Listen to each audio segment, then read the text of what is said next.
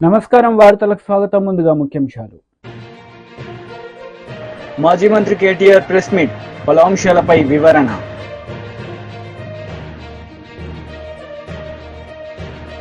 TDP leader Varla Ramaiah press meet, పలు అంశాలపై వివరణ.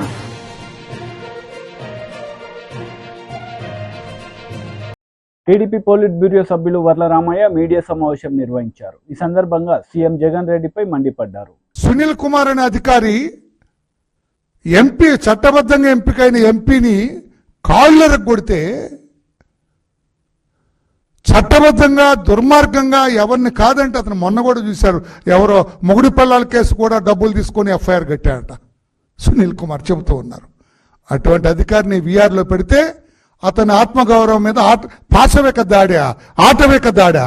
What is this nonsense? Group 1 పరీక్షల కుంభకోణంలో మెరిట్ విద్యార్థుల భవిష్యత్తును నాశనం చేసి ఇనప పాదాల కింద తొక్కేసిన ఐఏఎస్ని వీఆర్లో పెడితే మీకు ఇది ఆటవిక దాడిలా కనపడిందా? పాశవిక దాడిలాగా కనపడిందా? ఐఏఎస్ ఆఫీసర్ ఆ ఏపీపీఎస్సీ నిరుద్యోగుల జీవితాలతో ఆడుకున్నాడు. అతను ఆడుకున్న ఆ దుర్మార్గుడైన ఐఏఎస్ ఆఫీసర్ని వీఆర్లో పెడితే నీకు పాపం అనిపించిందా? చంద్రబాబు గారు కాబట్టి వీఆర్తో పోనిచ్చాడు ఆయన. వీళ్ళందరూ కూడా సస్పెండ్ చేయండి, మేము సస్పెండ్ చేయమని అడిగాం. ఈ అధికారులందరూ కూడా they deserves to be suspended. Criminal కేసులు రిజిస్టర్ చేయాలి వీళ్ళందరి మీద. అంతటి ఘనా పార్టీలు వీళ్ళందరూ ఈ రకంగా ఉంటే 170 మంది అడిషనల్ ఎస్పీ, డిఎస్పీ, సిఐల్ని నెలల తరబడి, సంవత్సరం తరబడి వీఆర్లో ఉంచారు జగన్మోహన్ రెడ్డి గారు, మీ ప్రభుత్వం. అప్పుడు మాట్లాడలేదు. ఇప్పుడు కొంతమంది ఎవరో మాట్లాడుతున్నారు, ఆ పని బాట లేని అధికారులు, ఖాళీగా ఉన్న అధికారులు. జగన్మోహన్ రెడ్డి గారి మోచేతి నీళ్లు గతంలో తాగిన కొంతమంది, నాకేం భయం, ఎప్పుడు తాగారు, ఎక్కడ తాగారు అని కూడా చెప్పగలను గట్టిగా మాట్లాడితే. జగన్మోహన్ రెడ్డి గారి మోచేతి నీళ్లు తాగిన కొంతమంది మాట్లాడుతున్నారు, అయ్యో అన్యాయం జరిగింది. రా ఒక చర్చకి. I will name certain officers who have been kept in వీఆర్లో పెట్టిన వాళ్ళ గురించి చరిత్ర నేను విప్పుతా. మీరు చర్చకి రండి. ప్రభుత్వం ఇంకా ఈ అవినీతి అధికారుల పట్ల ఇంకా ఉదాసీనతగానే ఉంది. చంద్రబాబు గారు ఇంకా వీళ్ళ పట్ల దయతోటే ఉన్నాడు ఆయన, అంతేగాని వేరే కాదు అని చెప్పి కూడా నేను తెలియచేస్తూ ఉన్నాను. నేను ఇంకొకటి చెబుతాను. జగన్ దుర్మార్గానికి, దురాఘాతాలకి బలైన ఉన్నతాధికారులు కొందరు గురించి చెబుతాను. అత్యంత నిబద్ధత కలిగిన ముద్దాడ రవిచంద్ర గారిని 2023 నుంచి ఎన్నికలు అయ్యే వరకు కూడా పోస్టింగ్ అవ్వకుండా వెయిటింగ్లో పెట్టారు. దీని మీద మాట్లాడలేదేం సార్ మీరందరూ? ఇది పాశవిక క్రీడలాగా కనిపించలేదా జగన్మోహన్ రెడ్డి మీకు? నీతిపరుణ శ్రీనరేష్ ఐఏఎస్ గారికి పోస్టింగ్ ఇవ్వకుండా వేధించటం అరాచకం కాదా? 2019లో మీ ప్రభుత్వం ఏర్పడిన తర్వాత యూపీ కేడర్కు చెందిన రాజమౌళి ఐఏఎస్ గారు 14 నెలలు అతను వెయిటింగ్లో పెట్టారు. చివరి 7 రోజుల ముందు పోస్టింగ్ ఇస్తే తర్వాత డెప్యుటేషన్ అయి పాపం యూపీకి పరిగెత్తారు ఆయన. అది ఆటవిక చర్య కాదా? అప్పుడు మాట్లాడలేదేం? అప్పుడు మీ నోరు పెగలేదేం? స్వరంజిత్ సేన్ గారు, ఇంకా ఎవరైనా రిటైర్డ్ ఐఏఎస్ అన్న కృష్ణారావు గారు, అప్పుడు మీ నోళ్ళు పెగలేదే? ఇప్పుడు ఏదో జగన్మోహన్ రెడ్డి గారి టీంకి ఏదో బాధ కలిగిందని మీరెక్కువ బాధపడుతూ ఉన్నారు. వై? అప్పుడు ఏమైంది మీ నోరు? What is this non sense అని అడగలేదేమి జగన్మోహన్ రెడ్డి గారిని? విజయసాయి రెడ్డి అంటే A2 అత్యంత నేర చరిత్ర కలిగిన విజయసాయి రెడ్డి ఎంపీ అండి. ఎంపీ బాగా పరిచయాలు ఉన్నాయి రాష్ట్రంతో ఆయనకి. వైజాగ్ అంటే బాగా గుర్తొస్తాడు ఆయన. ఆయన్ని కలిసి ఆయన్ని ప్రసన్నం చేసుకుంటే తప్ప సతీష్ చంద్ర అనే ఒక సీనియర్ ఐఏఎస్ ఆఫీసర్కి పోస్టింగ్ రాలేదు. అప్పుడు మాట్లాడలేదేం? సతీష్ చంద్రకి ఎందుకు పోస్టింగ్ ఇవ్వలేదు అని అడగలేదేమి? మాజీ మంత్రి కేటీఆర్ మీడియా సమావేశం నిర్వహించారు. ఈ సందర్భంగా పలు అంశాలపై ఆయన మాట్లాడారు. దాని నుంచి అటెన్షన్ డైవర్ట్ చేయడానికి ఇవాళ ఈ రకమైన విన్యాసాలు చేస్తున్నారని నేను అనుకుంటా ఉన్నా. రేవంత్ రెడ్డి కాంగ్రెస్ పార్టీ చెప్పిన ఈ రుణమాఫీ ఏదైతే ఉందో ఇది స్వతంత్ర భారత చరిత్రలోనే అతి పెద్ద ద్రోహం రైతులకి. మేనిఫెస్టోలో మాట ఇచ్చి డిసెంబర్ 9 నాడే 2 లక్షల రుణమాఫీ అని చెప్పి చేసిన అతి పెద్ద మోసం ఈ రుణమాఫీ. ఒక దారుణమైన దగ, ఒక మాయ. రైతన్నలతో ఒక క్రూరమైన పరిహాసం ఆడిన మరి పరిస్థితి ఈరోజు కాంగ్రెస్ పార్టీది. ఒక మాటలో చెప్పాలంటే అడ్డగోలు ఆంక్షలు, అర్థం లేని షరతులు, కొర్రీలు, కూతలు, కోతలు, మొత్తంగా చెప్పినట్టయితే అన్నదాతలను నిండా ముంచిన పరిస్థితి ఈ రుణమాఫీ ద్వారా. అర్హులైన ఎన్నికలకు ముందేం చెప్పారు? డిసెంబర్ 9 నాడు వీడియో మీరు అందరూ చూసే ఉంటారు, మళ్ళీ చూపెట్టి నేను మీకు బోర్ చేయను, సోషల్ మీడియా అంతా తెలుసు. డిసెంబర్ 9 నాడు ఒకటే రోజు ఒకటే సంతకంతో అర్జెంటుగా 2 లక్షల రుణమాఫీ చేస్తా అని చెప్పింది రేవంత్ రెడ్డి. ఒకే సంతకంతో సింగిల్ స్ట్రోక్లో. రెండో మాట ఏమన్నారు ఆయన? నిన్న మొన్నటిదాకా కేసీఆర్ గారు ₹1,00,000 రుణమాఫీ ఏదైతే చేసినారో ఆ రుణమాఫీ పొందిన వాళ్ళు కూడా మీరు అర్జెంటుగా బ్యాంకుకు పోండి, వెంటనే 2 లక్షలు తెచ్చుకోండి, నేను వస్తున్నా, డిసెంబర్ 9 నాడు రుణమాఫీ చేస్తున్నా అని చెప్పిందే రేవంత్ రెడ్డి గారు. అయితే ఈ 2 లక్షల రుణమాఫీ అనే మాట వచ్చినప్పుడు చాలామంది మిత్రులు, రైతులు కానీ జర్నలిస్టులు కానీ చాలామంది ఆలోచన చేసినారు, 2 లక్షల రుణమాఫీ అంటే ఎంత అవుతుంది, ఎంత అవుతుంది అన్నప్పుడు ఇదే రేవంత్ రెడ్డి గారు చెప్పారు. అది కూడా వీడియో ఉంది, మీకు కావాలంటే ప్లే చేస్తా. 40,000 కోట్ల రూపాయలు. ఏ పాటిదయా 40,000 కోట్లు? ఒక్క సంవత్సరం నేను కడుపు కట్టుకుంటే చాలు 40,000 కోట్లు అనాయాసంగా కట్టేస్తా. ఇది ఆయన నోట్లోంచి వచ్చిన మాట, కావాలంటే మీకు ప్లే చేసి చూపెడతా. ఒక్క సంవత్సరం నేను కడుపు కట్టుకుంటే, అవినీతికి పాల్పడకపోతే, ఆయన అన్నమాట రేవంత్ రెడ్డి, మీకు పంపిస్తా కావాలంటే అందరికీ. ఒక్క సంవత్సరం కడుపు కట్టుకుంటే 40,000 కోట్లు అట్ట కట్టేయచ్చు అనాయాసంగా. ఇది ఆయన చెప్పిన మాట. దాని పర్యవసానంగా పేపర్లు రాసింది ఆనాడు. ఏం రాశారు? ఇది సాక్షి పత్రిక. 40,000 కోట్ల రూపాయలతో రుణమాఫీ. ఎట్లా వచ్చారు ఈ అంచనాకు? రేవంత్ రెడ్డి గారు ఏ రోజైతే చెప్పారో ఒక సంవత్సరం కడుపు కట్టుకుంటే 40,000 కోట్ల రుణమాఫీ ఈజీగా చేయొచ్చు అని చెప్పిండో, ఇక ఇది 40,000 కోట్ల లెక్క. ఎట్లొచ్చిండ్రు ఆ లెక్కకి? సీఎం చెప్పారు, మొత్తంగా ఎన్నికల వేళ ఏమేం చెప్పిండ్రో అవన్నీ లెక్కలేసి చాలా వివరంగా క్రోడీకరించి పెట్టిండ్రు 40,000 కోట్లను. సరే, మరొక పత్రిక ఏం చేసింది? 40,000 కాదు 35,000 కోట్లు అవుతుంది అని చెప్పి ఈనాడు పత్రిక. ఇక్కడ సాక్షి రాస్తే మళ్ళీ సాక్షి రాసింది వాళ్ళకి ఏదో ఎజెండా ఉందంటారు, అందుకే ఈ పత్రిక కూడా వచ్చిన. ఈనాడు పత్రిక వీళ్ళు ఏమన్నారు? 40,000 కాదు 35,000 కోట్లు అవుతుంది. 35,000 కోట్లు ఎట్లా? సో రేవంత్ చెప్పిందేమో 40,000 కోట్లని, దానికి ఆధారంగా ఒక పత్రిక రాస్తే తర్వాత 35,000 కోట్ల సేకరణ ఎట్లా అని చెప్పి కసరత్తు జరుగుతోంది అంటూ ఈనాడు పత్రిక వైసీపీ లీడర్ మీడియా సమావేశం నిర్వహించారు. ఈ సందర్భంగా పలు అంశాలపై ఆయన మాట్లాడారు. కానీ ఏది కూడా ఈరోజు ప్రకటించలేకపోయాడు. ఈరోజు జగన్మోహన్ రెడ్డి గారి మీద మేము కక్ష కట్టాం, కక్షపూరితంగా వ్యవహరిస్తాం, రాజకీయ వేధింపులుంటాయి, కక్ష సాధింపులకు పాల్పడతాం అనేటువంటి పరోక్షంగా ప్రత్యక్షంగా సంకేతాలు ఇచ్చాడు తప్ప ప్రజలకు ఎటువంటి మేలు చేస్తాం అనేటువంటి దాఖలాలు లేవు. ఈరోజు నిన్ననే లోకేష్ ఒక ట్వీట్ కూడా చేశాడు. రెడ్ బుక్కి సంబంధించినటువంటి మేము రెడ్ బుక్ పాలనని అందిస్తాం, రెడ్ బుక్ పాలనకు కట్టుబడి ఉన్నాం, రెడ్ బుక్ రాజ్యాంగాన్ని అమలు చేస్తామని. ఈరోజు చంద్రబాబు నాయుడు దురదృష్టం, ఆయన ప్రసంగంలో కూడా ఆ రెడ్ బుక్ ఆదేశానుసారం మేము పనిచేస్తాము అనేటువంటి సంకేతాలు ఇవ్వడం, దాని గురించి మాట్లాడడం. ఈరోజు చంద్రబాబు నాయుడు ఒక మాట చెప్పాడు. మొన్నటి జరిగినటువంటి ఎన్నికల్లో ప్రజలు స్వాతంత్రాన్ని సంపాదించుకున్నారు అని చెప్పి మాట్లాడాడు. అంటే నువ్వు ఎన్నిసార్లు ఓడిపోయావు? అప్పుడు నీ నుంచి ప్రజలు స్వాతంత్రం సంపాదించుకున్నట్టు ఒప్పుకుంటున్నావా?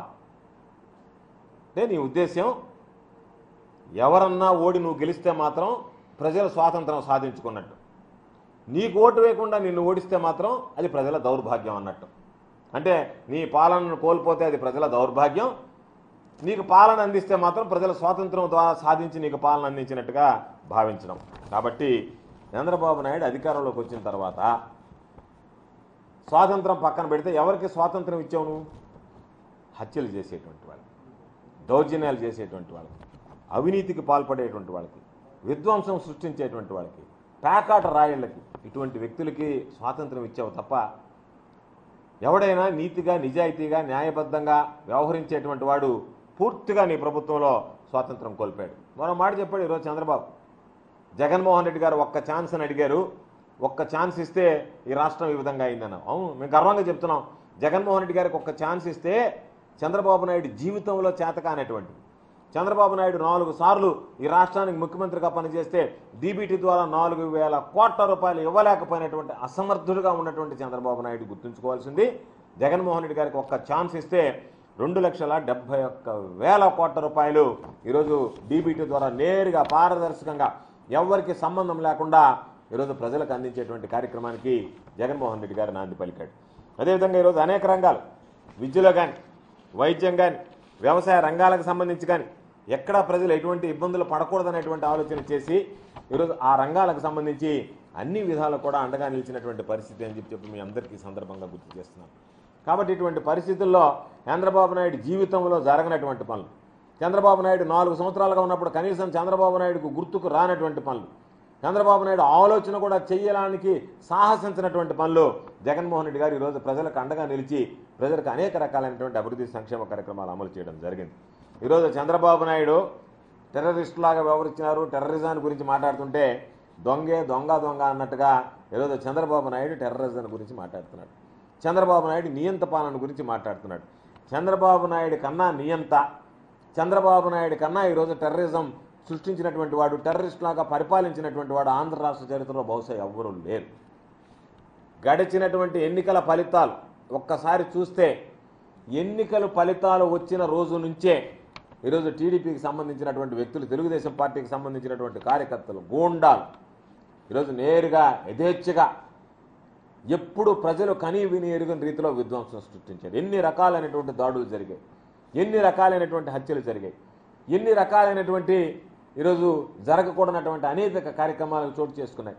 ఇవన్నీ ఒక్కసారి ఆలోచన చేస్తే బహుశా చంద్రబాబు నాయుడు కూడా ఒక్కసారి సిగ్గుపడాల్సినటువంటి పరిస్థితి ఏర్పడుతుంది. రాష్ట్రానికి ఒక పెద్దలాగా వ్యవహరించాల్సినటువంటి వాడు, ఏదన్నా పొరపాటు జరిగితే వాటిని నియంత్రించాల్సినటువంటి వాడు, నియంత్రించగలిగేటువంటి స్థానంలో ఉన్నటువంటి వాడు ఒక ముఠా నాయకుడిగా వ్యవహరిస్తే ఏ విధంగా ఉంటుందనేటువంటిది ఈరోజు రాష్ట్రంలో చంద్రబాబు నాయుడు ముఖ్యమంత్రిగా పనిచేస్తున్నాడా, ముఠా నాయకుడిగా వ్యవహరిస్తున్నాడా అనేటువంటిది ఈరోజు ప్రజలే ఈరోజు అర్థం చేసుకునేటువంటి పరిస్థితి అని చెప్పి సందర్భంగా తెలియజేస్తున్నారు. చంద్రబాబు నాయుడు చెప్పాడు, అమరావతిని పురిట్లోనే చంపేశారని చెప్పి.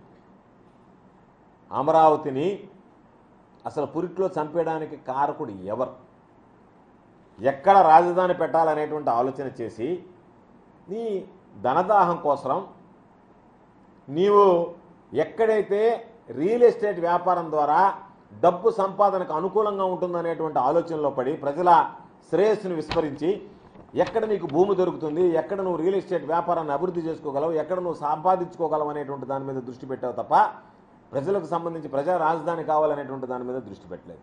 దానివల్ల 5 సంవత్సరాలు నీ పరిపాలనలో మంచి స్థలం అంటే ప్రజలకు ఉపయోగకరమైనటువంటి స్థలం కన్నా నీ ఆదాయ మార్గాలకి ఏదైతే అనువుగా ఉంటుందనేటువంటి దాన్ని అన్వేషించి దానికి సంబంధించినటువంటి ఆ ప్రయత్నంలో జాప్యం చేసి అసలు రాజధాని అనేటువంటి దానిని రియల్ ఎస్టేట్ వ్యాపారానికి ఈరోజు ఉపయోగపడేటువంటి విధంగా తయారు చేసుకున్న తప్ప ప్రజల ఆకాంక్షలకు అనుగుణమైనటువంటి రాజధాని తీసుకురావాలనేటువంటి ఆలోచన నీలో కనిపించలేదు. కాబట్టే రాజధాని విషయంలో జాప్యం జరిగింది. కాబట్టి అమరావతికి సంబంధించి పురిట్లో చంపేసింది ఎవరు అంటే ఆ ఆలోచన రాకముందే, దాన్ని రానివ్వకముందే నీ స్వార్థ ప్రయోజనాల కోసం రాష్ట్ర ప్రజల ప్రయోజనాలను తాకట్టు పెట్టావు. కాబట్టే ఈరోజు బీజేపీ లీడర్ మీడియా సమావేశం నిర్వహించారు. ఈ సందర్భంగా పలు అంశాలపై ఆయన మాట్లాడారు.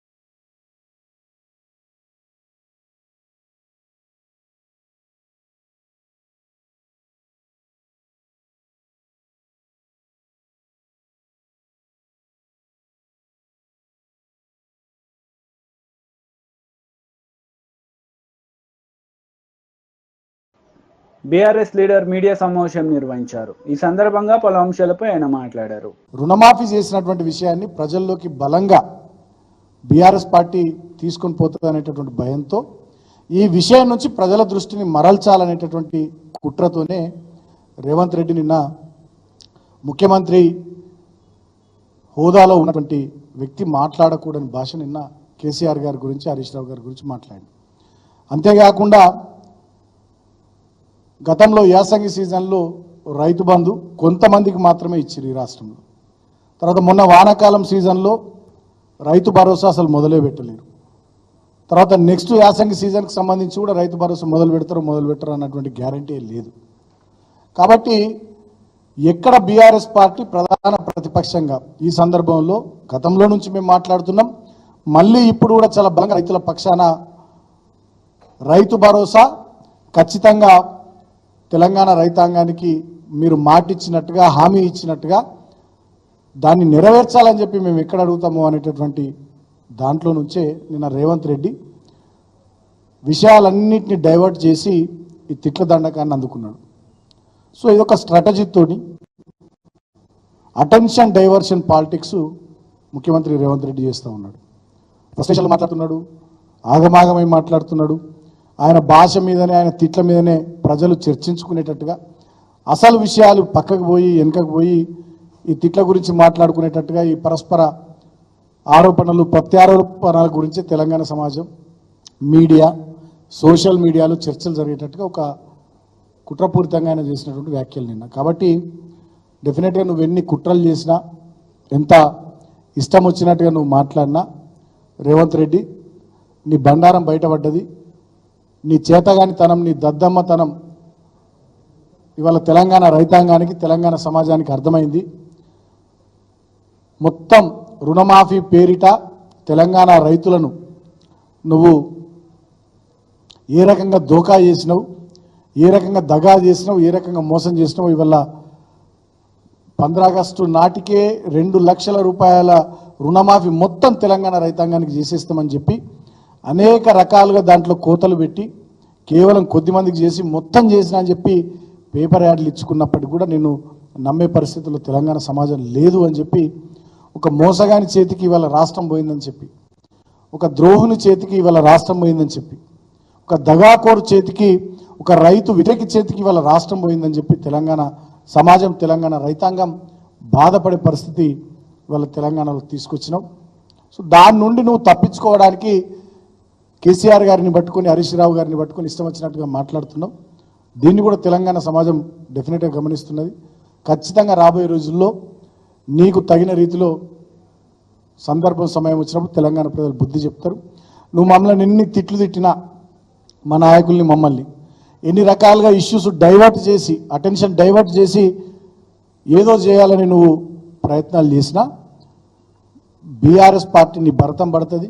మీరు ఇచ్చినటువంటి 6 గ్యారంటీలు, 420 హామీలు నిలబెట్టుకునేదాకా ప్రజల పక్షాన తెలంగాణ సమాజంలో క్షేత్రస్థాయిలో, అదేవిధంగా మీడియా ద్వారా, సామాజిక మాధ్యమాల ద్వారా కూడా మా పోరాటాన్ని కొనసాగిస్తామని చెప్పి సందర్భంగా నేను తెలియజేస్తూ, నేను హరీష్ రావు గారిని పోయి ఏట్లా దూకమంటాడు.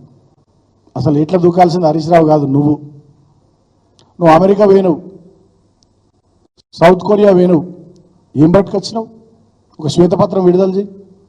ఒక గతంలో దావోస్ పోయినవు, ఏమొచ్చింది తెలంగాణకు? ఒక శ్వేతపత్రం విడుదల చేయి.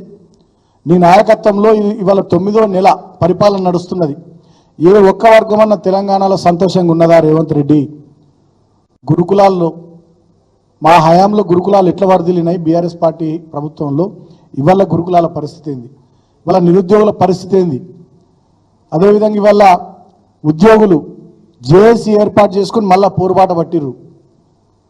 వాళ్ళ డిఏల కోసం, వాళ్ళ ఐఆర్ కోసం, వాళ్ళ పిఆర్సీ కోసం, వాళ్ళ ఫిట్మెంట్ కోసం మళ్ళా పోరాట బాట ఉద్యోగులు పట్టిర్రు.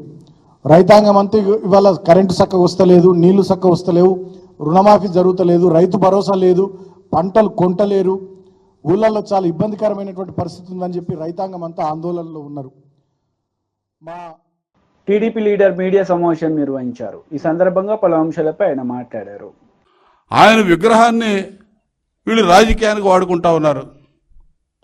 ఆయన విగ్రహాలకి వైసీపీ రంగులేసినప్పుడు ఈ నాయకులు ఏమయ్యారు? అమలాపురం, పిఠాపురం, అనంతపురాల్లో అంబేద్కర్ గారి విగ్రహాలు ధ్వంసం చేసినప్పుడు ఈ వైసీపీ నాయకులు ఏమయ్యారని చెప్పి నేను అడుగుతున్నా. ఈరోజు వైసీపీ నేతలే అంబేద్కర్ గారికి ఏదో వారసులైనట్టు మాట్లాడుతున్నారు సిగ్గు లేకుండా. అసలు వీడెవడన్నా కడుపుకు అన్నం తింటున్నారా అని చెప్పి నేను అడుగుతున్నా.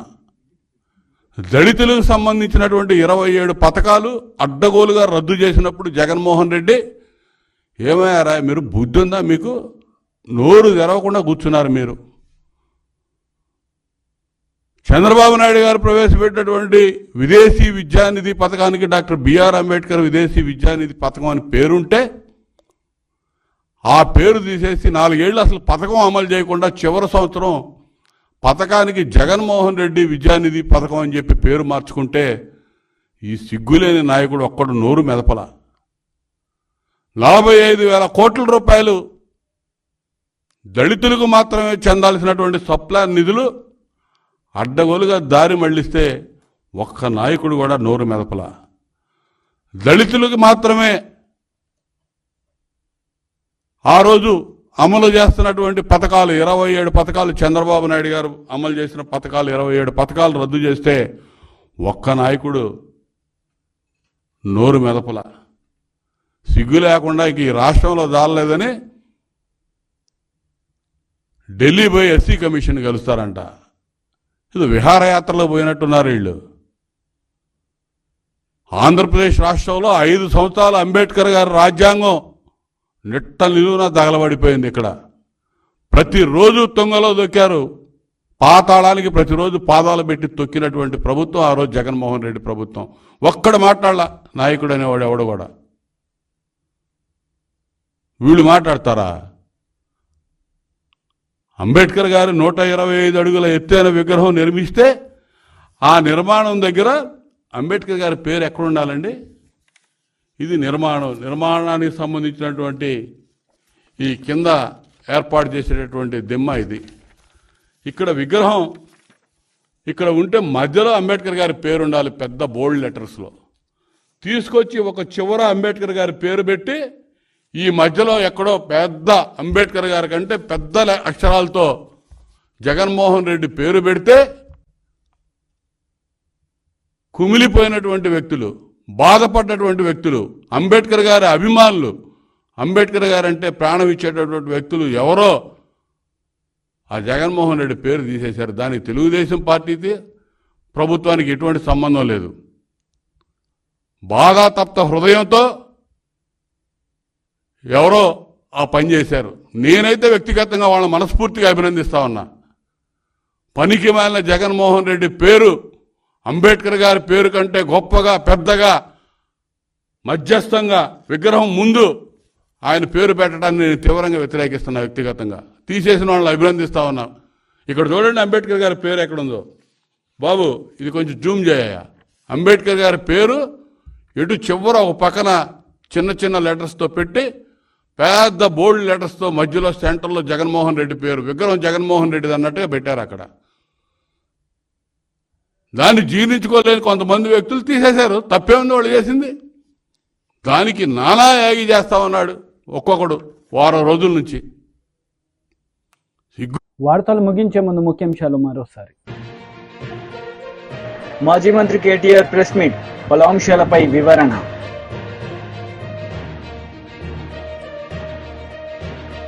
TDP leader Varla Ramaiah press meet, పలు అంశాలపై వివరణ.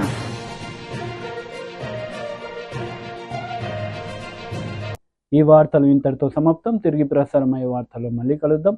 అంతవరకు సెలవు. నమస్తే.